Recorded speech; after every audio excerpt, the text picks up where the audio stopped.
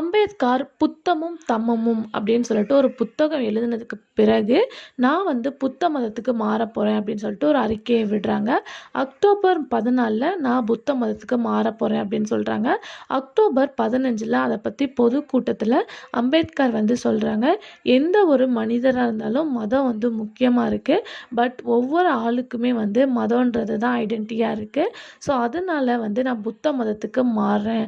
So நான் ஏன் இந்த புத்த மதத்துக்கு மாறுறேன் அப்படின்னு சொல்லிட்டு அவர் நடந்த கூட்டத்தில் பேசுகிறாரு. அது எல்லா செய்தி நாளிதழுமே ரொம்ப பாப்புலராக பரவுது. ஸோ மனிதர்களாக பிறந்துட்டா மதம் முக்கியமானதாக ஒன்றா இருக்குது. ஸோ அதனால நான் புத்த மதத்தை சூஸ் பண்ணியிருக்கேன் அப்படின்னு சொல்லிட்டு பொதுக்கூட்டத்தில் அம்பேத்கர் சொல்கிறாங்க. ஸோ எனக்கு இந்து மதத்தில் எந்த ஒரு அட்ராக்ஷனும் இல்லை.